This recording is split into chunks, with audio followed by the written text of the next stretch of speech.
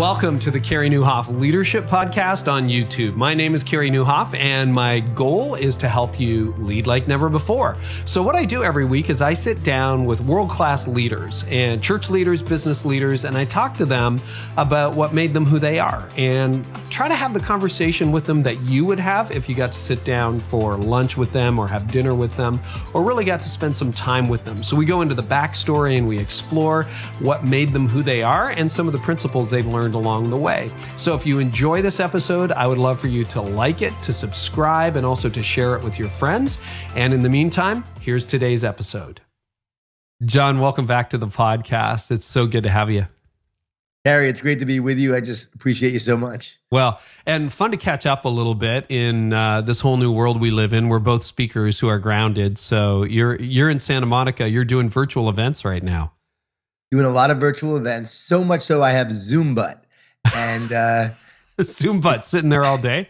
Zoom butt. So I think it's a condition it's a new condition that we're all experiencing now, but it's something that actually I've enjoyed doing the virtual keynotes. I do love the road, but at the same time, it's been nice to connect with people virtually. And I have found that you can actually connect in meaningful ways to people. I've worked with some sports teams. I work with the Minnesota Timberwolves via Zoom. I actually spoke to the Seattle Seahawks the other night via Zoom. And it was a real intimate connection we had as we were sharing, because they're looking right into the camera. I'm speaking to the camera, and we're having this interactive dialogue about how to overcome the 5Ds. I even talked about what we're going to talk about today. So it was pretty cool to have that experience. Well, you got a ton of communicators listening to this show right now, preachers, but also business leaders. So if we can go there before we talk about your new book, which I really want to get into, a lot of people are complaining about Zoom communication, how it's not the same, or looking into the camera. What are you finding, Jon, that connects? Like when you're trying to talk to the Seattle Seahawks, how do you do it? What are some of the tricks and tips? Sure. Well, it's not the same, but you have to adapt and innovate. So we have done 3 Power Positive Leadership virtual training events. Over 100 people at each event we've had. And people said it's been the best training they've actually ever been to. We've had a lot of those kind of comments. Wow. What we do is we do a lot of polling. We do a lot of interactive things. We use the chat, so people are interactive in the chat. And then we actually break people up, which you can use the Zoom feature. You can break people up into small groups. And so during the training, you actually put them into groups of 4 to 5 to 8 people, and they have this intimate conversation around a topic that you put out there. They come back, they've talked about it, they've created a connection with those people in the group, and now they're talking about it with the larger group. And you get some people to share, just like you would in a workshop where someone stands up from their table and they share. So you're actually doing that feature. So it's very, very interactive. And when they're sharing, a lot of them will actually get on the video and they're sharing. When you're sharing, they're looking at you. So it's almost like this interactive discussion that's going on. And then I'll do a Q&A a lot of times where it's interactive with the Q&A. And you take questions in the chat, but I like it even better when someone asks the question via video. So now it's like this interactive dialogue via video. So there's a lot of things that you have to do to make it interactive. But if you're just talking and you're just sharing and it's a one-way conversation, that's not going to work on Zoom. It must be interactive. And having people share it back is the key. So you do all that through Zoom. You do the polling, you do the interaction, the chat, the Zoom rooms, the breakouts, small groups, all of that via Zoom. All via Zoom. And that's what we have found has really been very successful and productive in our trainings. Well, there was a pretty quick pivot. And I mean, I've seen some people innovate a little bit. Do you need a producer for that, or is that something you can all run, or how does that work? Like you got a lot of people who are small staff. So do you have a staff that runs all that for you, or are you just presenting? We have a small team that does it. Actually, my head of training, Julie Nee, she runs the training. And we'll have one of the other trainers actually just help out as part of the team. And I'm on the call as well. I'm on the Zoom. And so we just have a team that's actually supporting the technology aspect of things, letting people into the room, making sure the polling is shut down, making sure we have the Zoom rooms being taken care of. And actually, you make a couple of people co-host, and it works pretty easily. Now, for me and the Seahawks, it was just me and them. And so for that, I did a little bit of a chat, right? Took some questions and then shared my story and then took some more questions and had this great dialogue back and forth. And I think, again, the dialogue, the interactive discussions is what makes it very interactive. So when you said it was the Seahawks or, the Minnesota Timberwolves, I kind of imagined a locker room and they're all up looking at a camera, but they were probably all on their individual devices. Were they from their homes or wherever they were? So it was after practice. So they're in their rooms on their cameras, iPads, phones, whatever, asking questions. And so you could actually see them in their rooms or some guys laying at in the their hotel bed or whatever. Yeah. As you're talking. But again, still pretty cool. And I guess the fact that they're in their rooms and your room and you're in your room, it's after practice. So now it's like this interactive kind of intimate conversation that you're having rather than maybe where I'm used to, where I'm in the locker room, the guys are all there and you're talking, they're being distracted by a million different things. In some ways, it actually creates more focused attention to have that kind of conversation. Yeah, it's interesting. I think that's one of the reasons Zoom is so fatiguing is it does take your full focus. Very much like this, back and forth. Like when I do 2 episodes in a day, that's a good day, man. That's a relatively full day for a show. I'm doing other things, but it takes a lot of focus. Any tips because you do have tens of thousands of communicators listening, for how you've had to pivot your in-person speaking style without the crowd feedback to speaking into a camera or a computer? I think that would be the hardest thing for all of us, where we are actually talking and we're not getting the laughs back. We don't know what's landing and what isn't.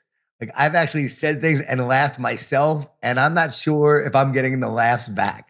But I've decided I'm actually sharing, and I'm going to bring that joke. And if I think it's funny, I'm laughing. and it doesn't matter what anyone else thinks, because if I'm having fun, more often than not, the audience is actually going to enjoy it too, or they may actually just enjoy that you're even laughing yourself. So like I've been asking, or actually been saying, hey, my wife and I were talking, and I asked her on a scale of 1 to 10 how much she likes to be married to me. And she said, pre-COVID or now. And so I don't know if they're laughing or not, but I think it's funny every time I say it, right? And so for me, it's about, you make the joke, the timing has to be there. And that's the thing, you actually work or you get better at being in front of the camera. So you actually work on your timing in front of a camera. It's very much like acting is what I've been told. I didn't know I was doing that, but you look into the camera, you may pause a little more, you may have a different set of timing with the camera, but it's really a different kind of presentation. And you just have to get used to that camera. The key is you can't look at yourself while you're presenting. Our good friend John Acuff does some hilarious humor about that. Like he's like, I never realized what I really looked like when I was speaking, and now I'm looking at myself while I'm in the camera. Yeah. He's like, I think I look really serious when I'm saying that. Or I actually look really good here. It's so funny the way he has a lot of humor around that. John cracks me up. John cracks everyone up. He's so funny. So I think that's the key, is not looking at yourself, to make sure you're looking at the camera. But I do love to look at people while I'm talking. It helps me when I have a Zoom room and you can see people, even if some of them aren't interacting. But if you could see a few people and you crack a joke and you see them laughing, all right, you know you're on it. So you're getting some of that feedback. I do not like the ones where I'm actually speaking and you can't see anyone. And so you just have the thing recording. You're speaking and you don't hear or see anything. You don't even know if it's still working. Like everyone could be frozen and you'd still be going and not even knowing if it's working. So I think that's the roughest part, is when you're not getting that feedback. And I got to admit, when I'm done, I am exhausted. Yeah. I mean, I am exhausted. I've done 1 to 2 of these a day, almost every day for the past few months. And it is exhausting. It's exhausting in person too. I guess the benefit is you don't have to get on a flight after you've given everything you had on stage. But even more so, you're putting it all out there. You're not really getting any energy back. And so you're done. And then you go, okay, I'm going to go to the kitchen and get a drink now. And it's like, it's just funny how you get done and you walk downstairs instead of. I spoke to a whole bunch of people and now I'm in my kitchen. No, that is exactly the dynamic. And then it's like, oh, hi, honey, how you doing? It's like. But you raise a really good point. We just added a YouTube channel to this podcast last year, but I have done since the inception in 2014. I've always done video. Now, video's gotten a lot better. We didn't broadcast it because we weren't set up for that. But I always wanted to see the person I was talking to, because I give a much better interview. Like half of what you're communicating is through your eyes, through your body language. And I'm like, oh, wait a minute. He paused there. I'm gonna come back with a follow-up question. So I love the idea that you can communicate when you see people. Okay. Well, you wrote, how many books is this for you, Jon? Is this your... 22 books now. I actually wrote Relationship Grit with my wife that actually just came out after The Garden. Wow. Prolific time for you, COVID. That's incredible. Well, both were written before COVID. So I wrote Relationship Grit with my wife first. We finished that on December 25th. And then I said, should I write this next one? I had an idea to write about the 5 Ds. And I was taking a walk, and literally God gave me a fable to write with the 5 Ds. I was going to write just about the 5 Ds in an informational style writing, nonfiction style writing.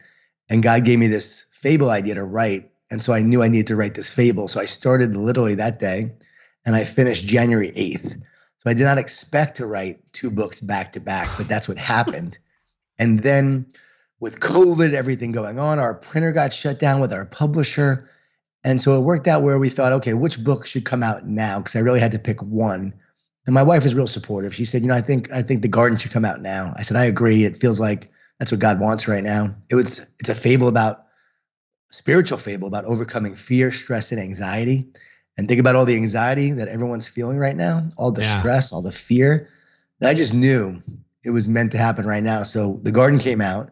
And then a few months later, we just released Relationship Grit. So that's how it worked out. Congratulations. And The Garden debuted #1 Wall Street Journal, which is incredible. And man, you got a cooperative publisher to be able to turn it around that quickly in just a few months. They're great. And that's what I love about working with John Wiley and Sons. We've worked together now for all these books since 2007. Wow. They're really supportive. I wanted to write this fable, the spiritual fable. It has my faith in the story. Yeah. And I said, look, you're a business publisher, but I really want to write this book in this way. And they said, fine, like whatever you want to do. And so I'm thankful that they're really supportive of the work that I'm putting out there and how I want to write these books. So how funny though, I write this spiritual fable, a faith-based fable, and it debuts #1 on the Wall Street Journal bestseller list. Hit the list for 4 weeks straight, I think. The only book that I've had that actually came out that strong and hit #1. The Energy Bus took 5 years for it to be a bestseller. This book hits #1, and it's not even a business book, which is just crazy how God works. And I actually struggle with whether I should write this book. Should I put it out there? Because again, my audience is mostly business, and I've had a number of Wall Street Journal bestsellers. I work with a lot of corporations. And I thought, okay, if I write this faith-based book, will that hurt my business talks and my business audience? Yeah. But I knew loud and clear when this book came to me, I knew with all that people are struggling with that I had to share this message. I had to take a stand for my faith, for God, and I had to put this work out there. And I guess in many ways, right, God rewards faithfulness, but also I believe it was the message that people needed to hear now, and God knew that. Well, you haven't hidden the fact that you're a Christian, a Christ follower in your business career, but you're right. You're always in front of some NFL team or NBA team or corporate headquarters. And you haven't hidden the fact that you're a Christian. If people ask you, you would talk about it. Why this book and the 5 Ds? So The Garden, I don't want to be a spoiler alert, Garden of Eden, okay. Right, it's based on the book of Genesis. But why did you think you had to get this message out as you coach business leaders? It was the time, talking to so many business leaders, talking to professional athletes, talking to people who are struggling. I could see the battle that they were facing. We're facing a spiritual battle between good and evil. It was so clear to me, this battle. And the 5 Ds are what the enemy uses to try to win the battle against us. So once you understand these 5 Ds and you realize you're in a battle, you then can have the game plan to counter and win the battle, right? Yeah. I basically have to share how the battle is being waged against you. And God showed me how the battle is being waged against us, what the enemy uses, his game plan. And so just like in sports, when you know the defense, you can now create an offense to beat that team.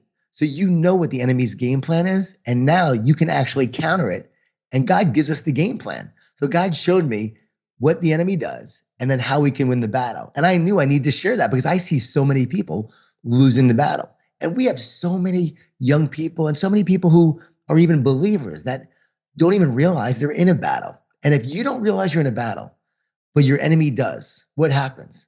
Well, you get your butt kicked. Yeah. And that's what's happening right now. So many people are getting their butt kicked because they have forgotten they're in a battle. They think they're in a playground. Meanwhile, they got to realize they're in a battleground. And once you recognize that and realize, oh, I'm in a battle. I now know what the enemy does to try to beat me. Great. Okay. Well, I'm putting my armor on. I'm going to focus on winning this battle every day. And now I have the game plan. So I want to armor people with the truth of what they needed to do to win the battle. So if God gives you the solution and he gives you the blueprint, you got to share it. And I know a lot of people know the blueprint, but God gave it to me in such a way that was so simple that I share in the book. How did that happen? So simple, so powerful. You know, I'm a believer in Christ, and I became a believer in 2007, baptized. Erwin McManus led me to Christ. Yeah. And so that's why the character's name is Mr. Erwin in the book. That's awesome. And so Mr. Erwin, who takes these two teenagers into his backyard, he's an old family friend. I had to make it so that Mr. Erwin was very trustworthy and not some creepy neighbor. Right? Yeah. And so I established the relationship up front, and he's a great neighbor. He's a great family friend.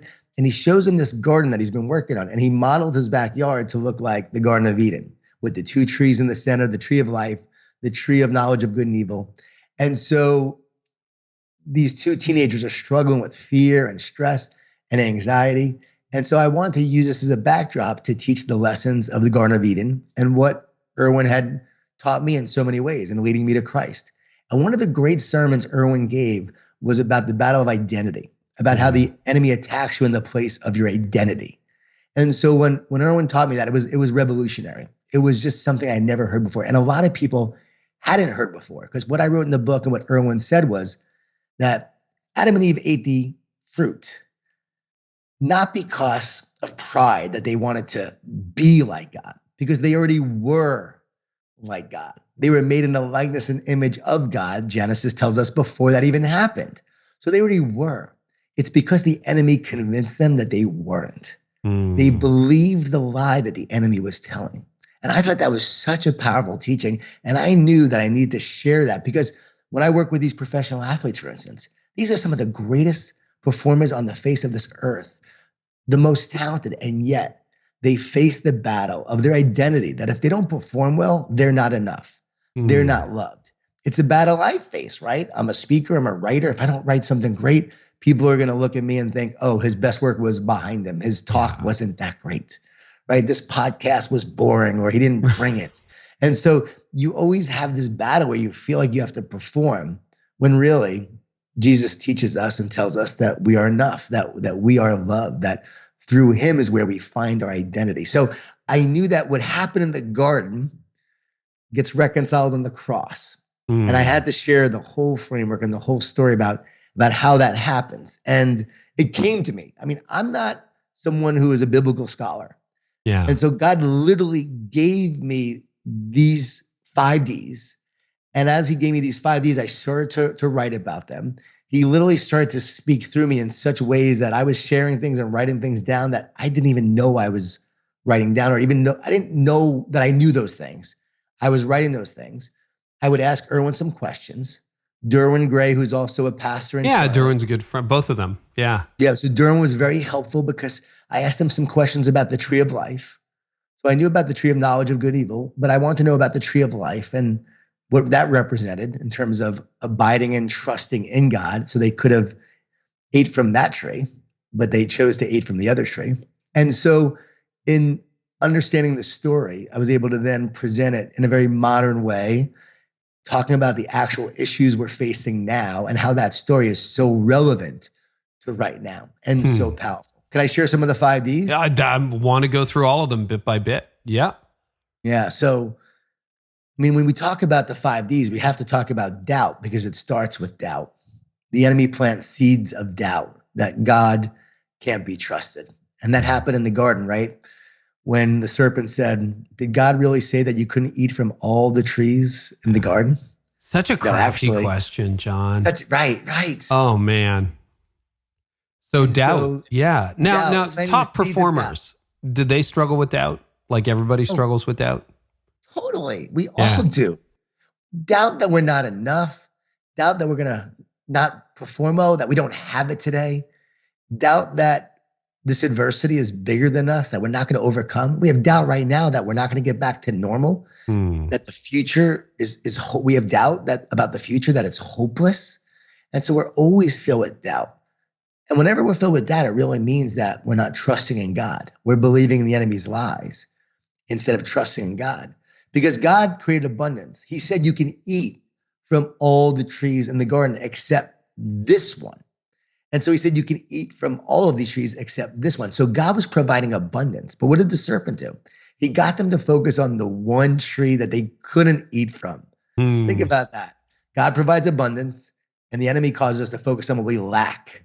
How often do we do that? We have all these gifts, all these talents, all these resources, and God causes us to focus on the one thing we don't have, or that we don't have as much. Like, I don't have as much followers to my podcast as Carey does. And so, I start to compare, right? Oh, yeah, but then there's Joe Rogan, right? So there's Joe Rogan. You look at Tim Ferriss, we're looking at someone else. And so you have this incredible podcast, one of the top podcasts in the world, and yet you might even focus on the fact that you don't have as many as these other people. And so that's why we often hear about comparison and how that's the thief of joy. But God will cause us to focus on what we don't have, to compare against others instead of just being grateful.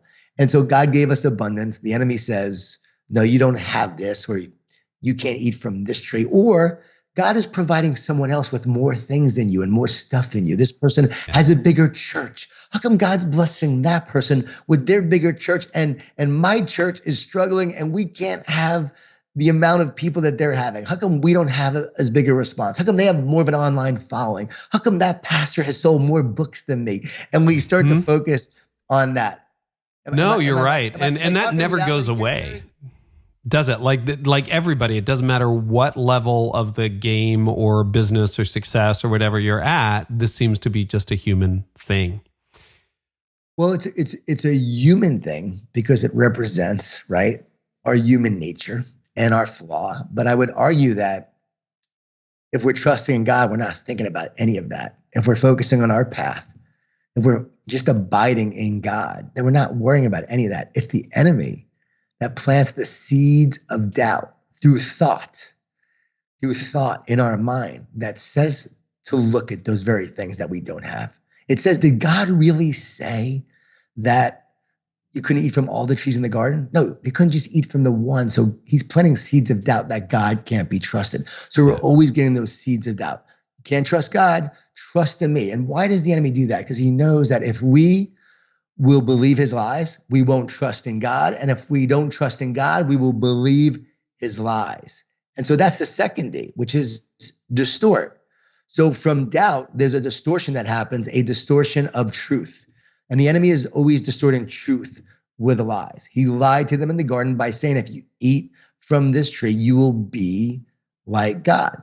He's lying because they already were like God. And so he was planting the seeds of doubt and lying. And the enemy is always lying to us. I always ask people, do your negative thoughts come from you? I even ask a lot of Christians. Yeah, this. I wanted to ask you that question because you make the argument in the book, and I don't want to give it away, but you make a very clear point about that. And your argument is, no, they don't come from you. No, they don't come from you. Who would ever choose to have a negative thought? Who would ever choose fear? Who would ever choose doubt? Who would ever choose these negative thoughts that sabotage us? We would never choose those thoughts. So those thoughts that sabotage you are not coming from you. They come from a spiritual place.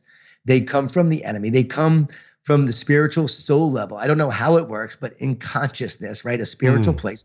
No one has ever found a thought inside of your brain. When you're sleeping and having dreams or nightmares, are you choosing those thoughts? No. And so the thoughts are always coming in. And those negative thoughts tell you that you're not good enough, you're not smart enough, the future is hopeless.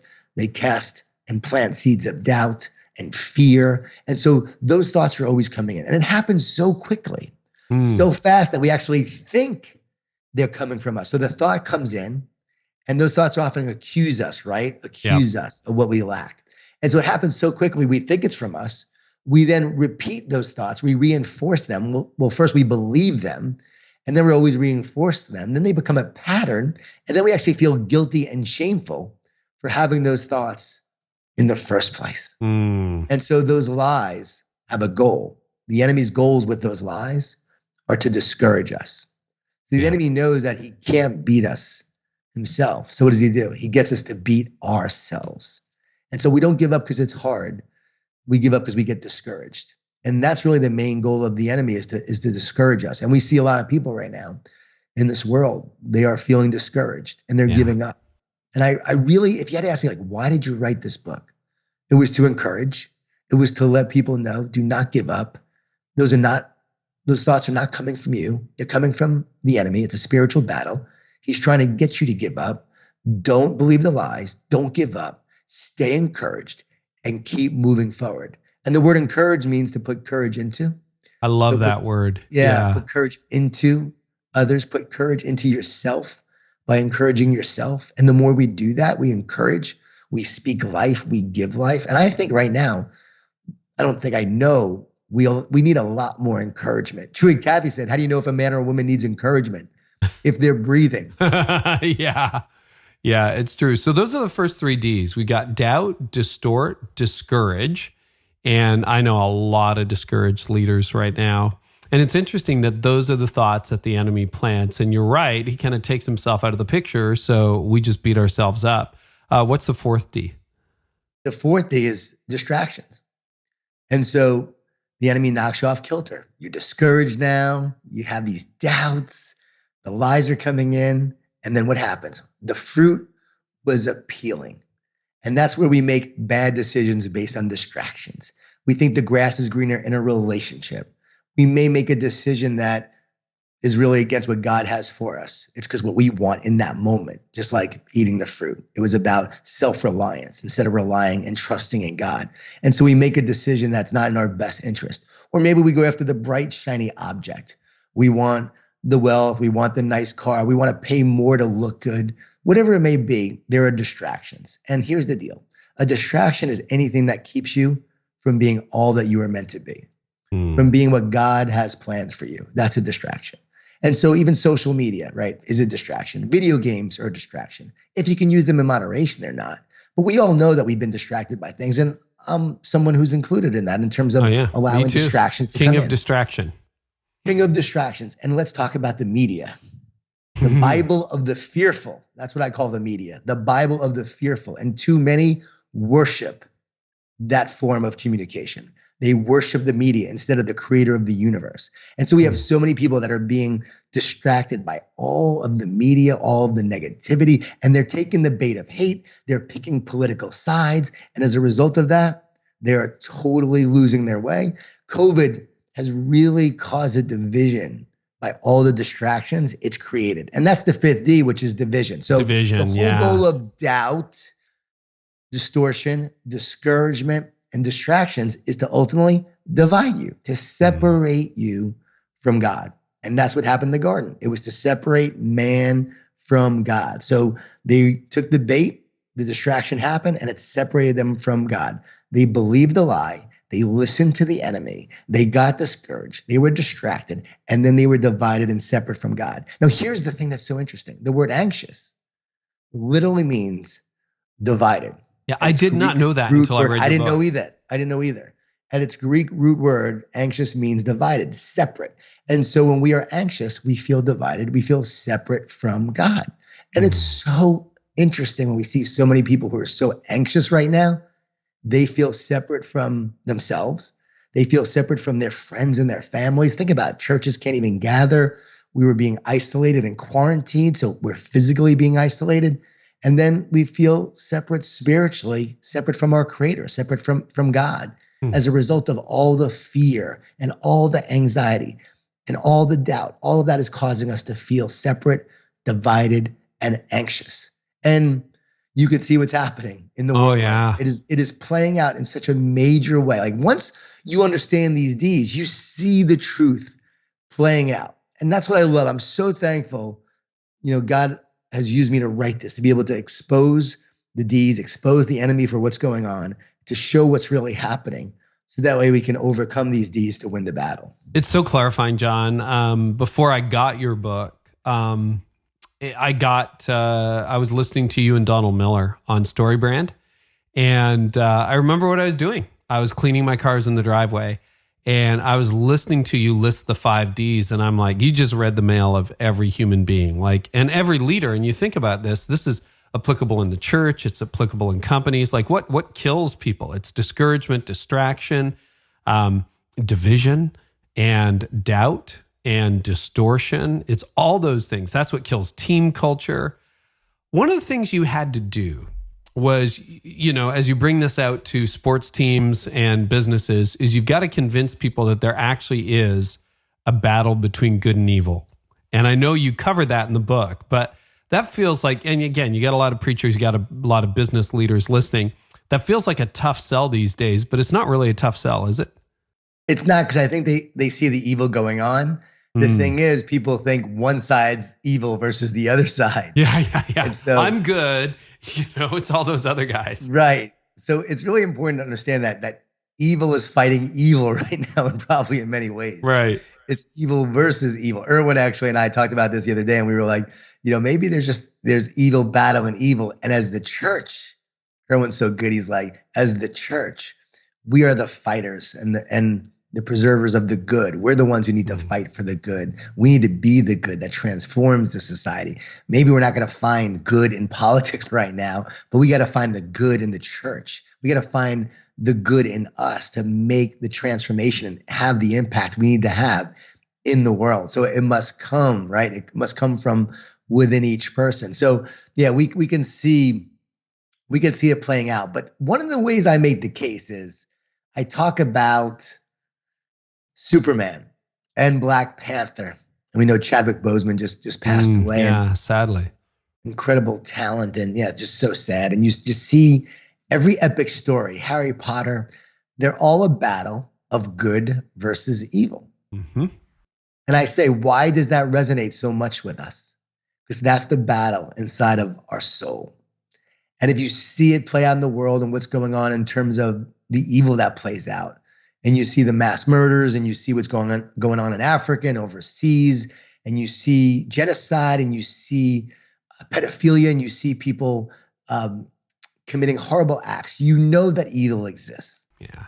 And so everyone could understand that there really is a battle going on. And once you understand the negative thoughts, that really opens people's eyes, because when they're like, wait a second, I would never choose these negative thoughts. Wait, that's strange. Yeah, I never would choose them. Once you start to help them understand that thoughts are spiritual and they're not coming from them, and then you can equate it to the garden and show that analogy. What I have found is it does open people's eyes. Not everyone, right? But it opens a lot of people's eyes. And then once you see there's a battle of good versus evil, then the key is, how do we win the battle? So again, not everyone's going to resonate with this. Not everyone's going to see the truth, but maybe at some point they will in their life when they finally open their eyes. But I don't know, when you look around, you could see the battle of good versus evil. Now, when I go to talk to a business, right, I'm not talking about the battle of good versus evil, right? When I'm talking to a sports team, I really don't go with the battle of good versus evil. I just pretty much share, hey, these are the 5 Ds that are causing you to be so anxious right now. These are the 5 Ds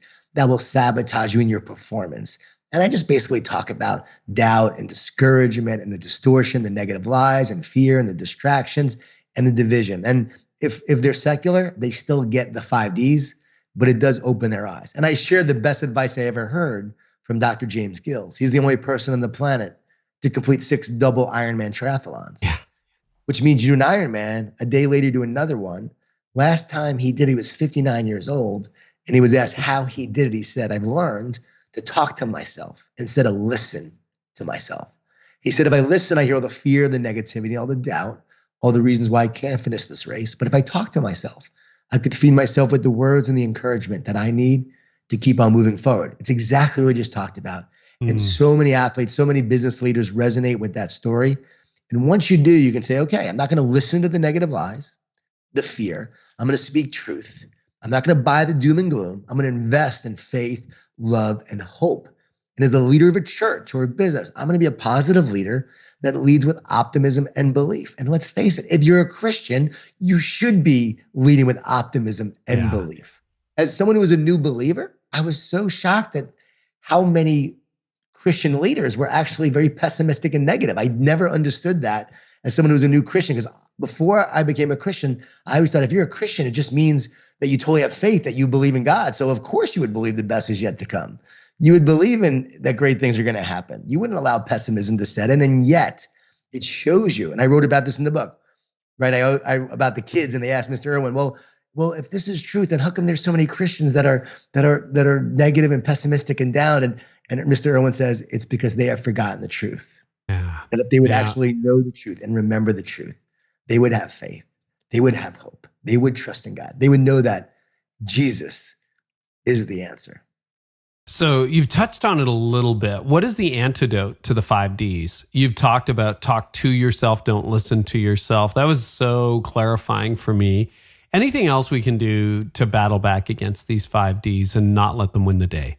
Yeah, let's give the antidote, which is very hopeful and very encouraging, as it should be. And the truth is, when there's doubt, we should trust. We trust in God. We trust in his plan for our life. And honestly, that's what I had to do when COVID hit and all my business events were being canceled and I was losing probably $1 million.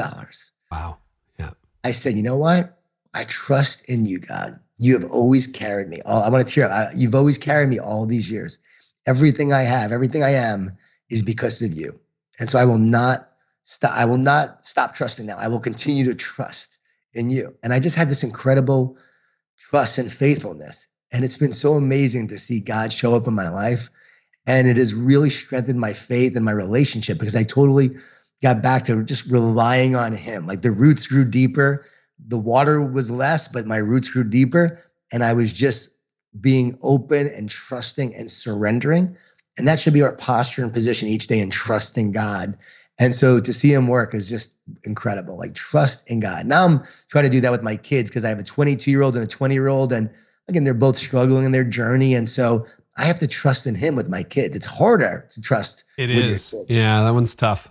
Yeah. So if you can pray for my kids, everyone, I'd appreciate that, 22 and 20-year-old. So trust. And then when there is distortion lies, we speak truth to the lies.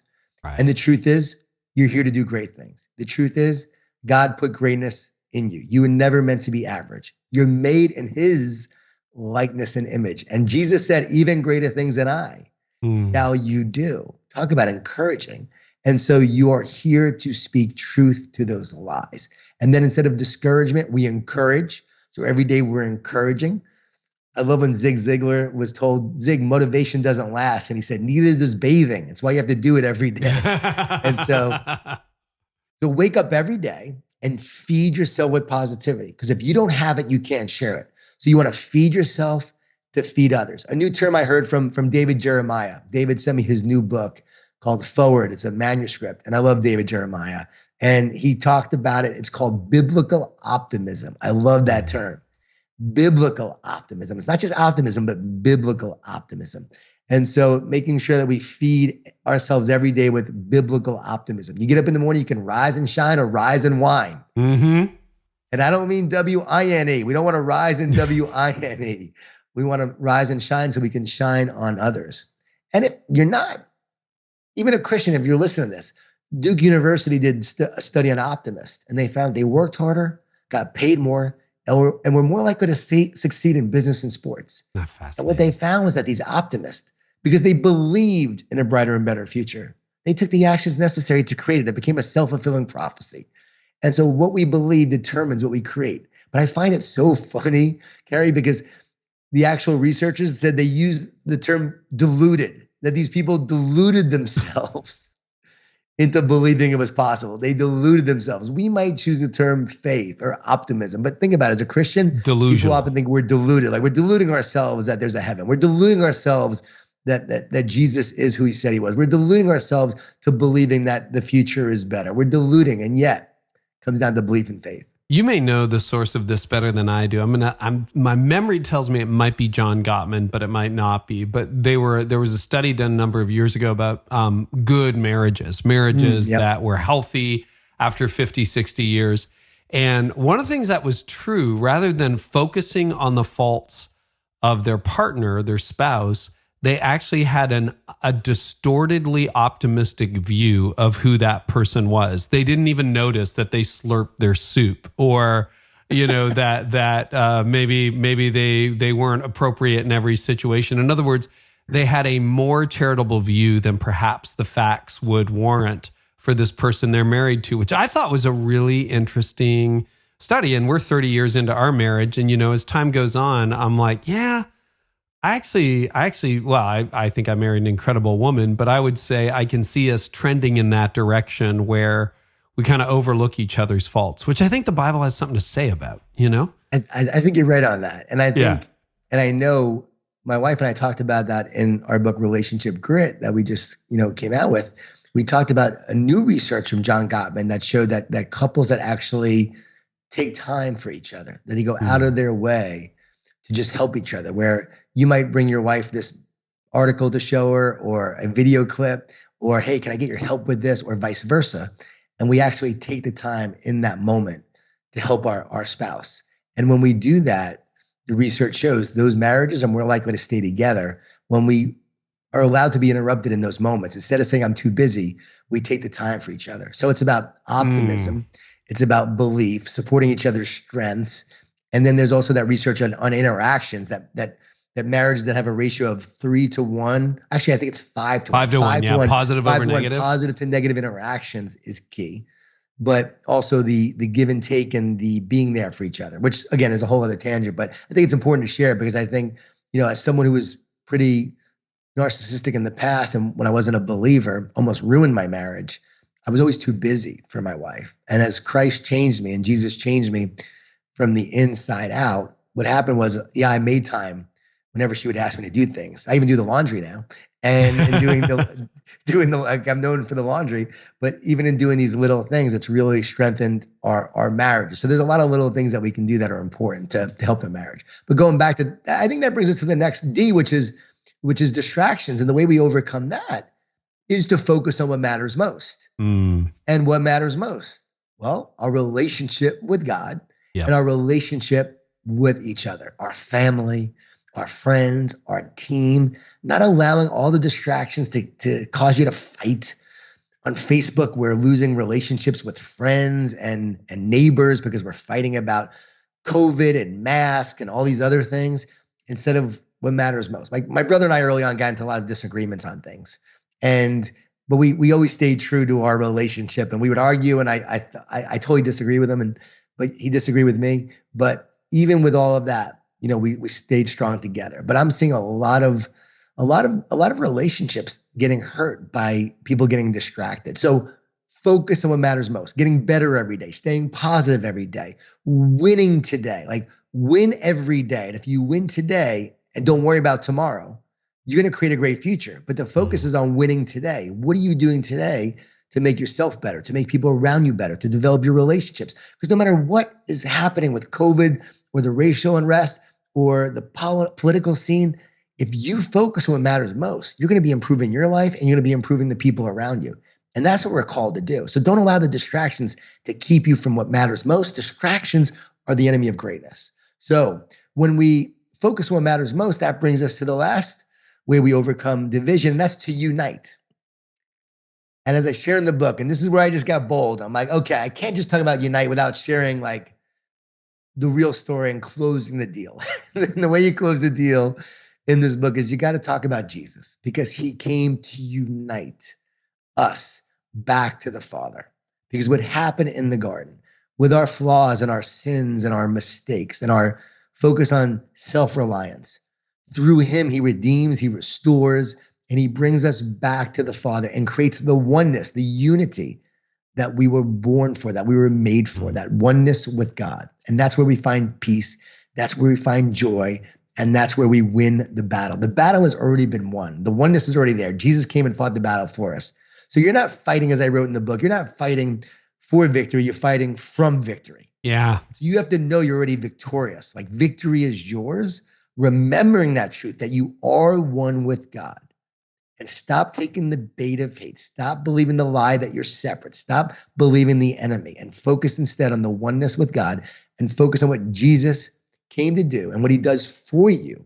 and trusting and believing in him, that's where true unity happens. As someone who was a non-believer, I was losing the battle. I was getting my butt kicked. I was fearful. I was stressed. I was anxious. My wife almost left me. I grew up Jewish. Both my parents, I'm 98% Ashkenazi Jew. So I was like that New York neurotic Jew who just like didn't trust in God. And literally, like when I came to believe in Jesus, my connection with God, my relationship with the creator of the universe, right? Through the Father, the Son, and the Holy Spirit, through that relationship, it changed everything. So now I was united. Now I'm getting these ideas. I'm being used for his purpose. I'm surrendering. I'm trusting. And I became someone that he can use to do his work, to share his mission, not mine. I don't want to build my kingdom, right? A lot of speakers we know, we go out there and we start to think it's our kingdom. No, we're here to build God's kingdom. And that's our mission. That's our purpose. So I'm going to die. My parents are both gone. My dad died a few years ago. My mom died when she was 59. So I understand the temporary nature of our existence and our experience and our reality. And what did Jesus come to do? He always talked about the eternal nature and what is temporary and what is lasting and what endures. And he always told us to focus on the eternal nature of the soul and what really matters most. And so for me, that's the focus. And that's where unity happens. And that's where we win the battle.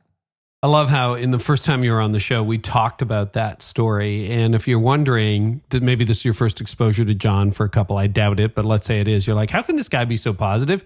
You need to go back and listen to the original episode where you learned about that sharp turn you had in your life, right? Where negativity was taking you. It was a sharp turn when you say it was like Jesus changed everything. Like I am definitely an example of a miracle of what he can do and his power, his strength. Yeah, it's amazing. Like it amazes me sometimes of what I believe, that how he has used me, how he's changed me, and how the guy who would lead me to Christ, Erwin, from his sermons that I listened to, that we would become, great friends all these years later. It's just funny how God works and how this book that's about Jesus would make it on the #1 bestseller list. It debuts faster than any of the other books, right? Which is incredible. It shouldn't even be on the business list. It shouldn't even be in the business category. I want to ask you a couple more questions. So you talk about unity versus division. So right now across America, very racially divided. You're dealing with a ton of sports teams. And without telling tales out of school, I mean, it's in the NBA, the NFL, where you see some of these racial divisions are making national news about we're not going to play or we're not going to kneel or whatever. How do you bring about unity in the locker room to pull a team together that is feeling those divisions, in some cases for, incredibly reasonable, like reasons, good reasons. It's like, there actually is a problem. How do you get a team like that to work together? Well, you talk about the real issues. You will have a difficult conversation as a team, and you will talk about the problems. You'll talk about what people are experiencing, what they're feeling. I have a Positive University podcast, and I interviewed Doc Rivers on my podcast before what he shared the other night. I interviewed him a few months ago during the riots, actually, when the riots were happening. Yeah. You literally could hear the helicopters overhead as we're talking about it. And he told me how he got pulled over quite often, just for being black. And so when you hear stories of Doc Rivers, even as an NBA coach and a superstar getting pulled over, you know that there's challenges. As someone who is the son of a police officer, my dad was a New York City police officer. I feel qualified to talk to them about the police standpoint and the systematic racism and oppression that has existed in this country. So I can see all of it. And then you talk about it from a leadership perspective, not a political perspective. And so for me, I've been sharing, I did the other night, actually. It was me and several black coaches in the Big East. They have an organization where they want to speak to all of the athletes in the Big East, mostly on the basketball side of things, who are mostly black players. And I was so honored they asked me to be one of their first speakers. And I shared it, put it all on the line of what I thought needed to be done, what the problem was. And so I think it's about listening and understanding. And I think a lot of times people will talk about the incidences and they'll talk about how, well, these people were criminals who did this and this, and they give that argument. And so what I try to do in those instances is say, okay, Yes, that's true. But it's obviously triggering in people something. So what's triggering them? Really listening to them. And what you find as you really listen to people, the reason why it's triggering a lot of these athletes and people is because they've had their own experiences with law enforcement growing up where they didn't feel valued. They didn't feel recognized. They felt prejudice because of their skin color. So for me, the way you get through this is by talking about it, listening. And instead of going all CNN and Fox, because you can't go there, and you really can't look at it from a political perspective. You see the big picture, you understand truth, you understand the way forward. And I talked about even last night, like we can't just keep moving from outrage to outrage because that doesn't do any good. Like if you really want to solve the issue, let your outrage and anger move you to conviction and passion and purpose and love and prayer where real change is going to be created. So it's not the event that should trigger you. We can't focus on the events. We got to focus on the principles and the systematic issues that need to be addressed. And if we can address it in a systematic way with real solutions, real leadership solutions that are available, that are beyond politics. Because if you look at the Democrats and Republicans that were in office over the years, I don't think anyone has really drilled down and solved the issues that need to be addressed. And so I know what issues need to be addressed. We have community policing programs that work. Take the ones that work where you create a partnership with your communities and actually model that. My good friend, Quentin Williams has done that. Incredible, leader has done that. And so he's working with community partnerships. It's about making sure that we have criminal justice reform that needs to be addressed. We know that's an issue. It's about investing in Black communities, really investing in the communities. So I actually supported and invested in Lecrae's project, Peace Prep Academy. Oh, and Lecrae's on the show sometime around the time your episode will be on. Awesome. I love Lecrae, and I had him on my podcast, and he invested in this school. And so I am now investing in the school because I believe that's how we solve the problem. That's how we create solutions. We invest in children. We invest in the school. And then they're actually creating real estate and community around the school. And if we can do that one community at a time, that's where real change is going to happen. So how can we focus on solutions? I also funded an after-school program with Anthony Barr, who plays for the Vikings, and Josh McCown, who's a longtime quarterback for a number of teams. Two great guys. We funded this after-school program for 2 years in the South Bronx, and that's a great way to actually create solutions. So having each person understand that they can contribute, they can be part of the solution, addressing the real root issues that need to be addressed. And it's all done through leadership. That's why, again, I write The Power of Positive Leadership. I wrote The Power of a Positive Team. If you're interested in my corporate work, that's where I would say that's, what's going to be my legacy. I think the garden's important, but for me, it's about leaders developing leaders and building strong teams. And The Power of Positive Leadership is basically Jesus's model for leadership with secular language. Because if you look at how he led, everything applies to how he led, but in a way that you can lead today and lead your team. And so if we can do that with vision and purpose and accountability and optimism and belief and love and accountability together, and we lead with these principles, we're going to create transformation in our society, in our world. So we need less politics, more leadership. Yeah. So sorry for that rant, but that was great. I've said that to teams. I've said that to these groups of coaches. And again, it's been really cool to speak again to an interracial group and have people, yes, I understand, but I refuse to go down the political realm because that's not going to help anybody. And Jesus was apolitical. And I would agree with that. Not everybody would, but I would agree that Jesus was apolitical. I want to finish on distraction because I think in the book, when the kids show up, and if you read the book, you'll see this parable, but it's these two teenagers who keep showing up at Mr. Irwin's house.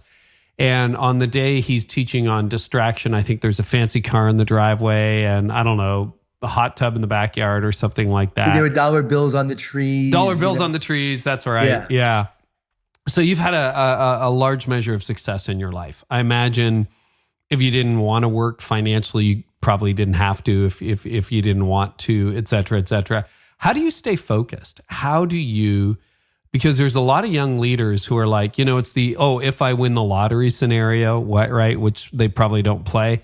But like, if somebody gave me $1 million, what would I do with my life? And we almost automatically go to comfort. Well, I'm going to buy a nice house, or I'm going to, buy a nice car. I'm going to sit in a hammock in the Caribbean or something like that. How do you stay focused and undistracted on the mission when you probably have 1,000 things that could take your eye off what you're called to do?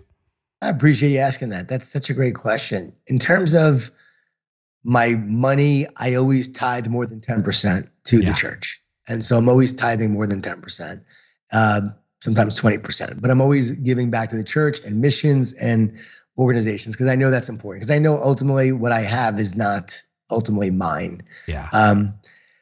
My wife and I are really focused on making a difference and leaving a legacy. And I know that, again, everything is temporary. So I don't ever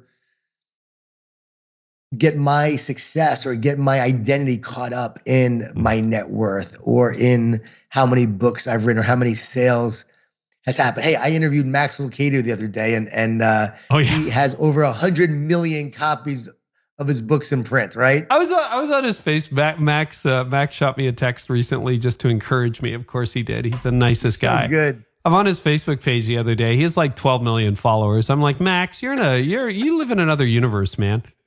I love Max. I'm interviewing Max, and he literally starts to ask me questions about my life. And people were like, is he just the nicest guy ever? I'm like, yes. Like, he was so interested in me as I'm trying to interview him. I'm like, okay, I want to be more like him. Oh, he's great. So to answer your question, really, it is about a mission, and it's about a call, and it's about a purpose. And yes, I don't need to do all the events that I go do. But no matter what, I'm going to do this for the rest of my life because this is my purpose. This is why God created me. And I know I'm here to do this work for him. And it has nothing to do with money. I never did anything for the money. I didn't write books for the money. I never spoke for the money. Do I charge accordingly? Yes, there has to be a value to it. Mm-hmm. But for me, I'll always do some pro bono events. I'll always do church events for a lot less than my corporate rate.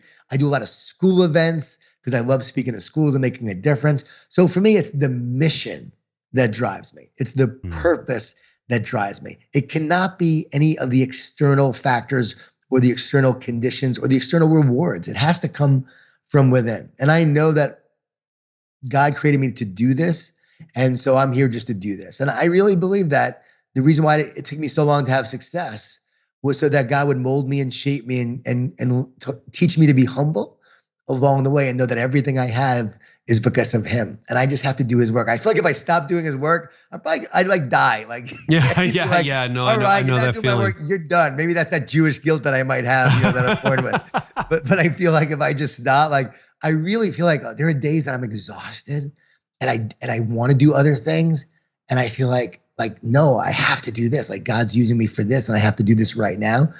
And there are times that I feel like God's just going to use me up and use me for his purpose. And when he's done with me, he's done with me. And that's okay. Like, whatever he wants me to do, I will do. And I will trust in him with childlike obedience. So yeah, that's why I do what I do. And again, I've thought a lot about it, and the money will never drive me. Do I have a nice house? Yes. Did I buy a place in Santa Monica? Yes. So we could spend more time out in California, so I can go to Mosaic more when they're open again, hopefully, and spend more time, in the church community. Do I love being out here so I can have, do some things of influence in the media world and do some movie stuff? I want to do some faith-based movies and things like that.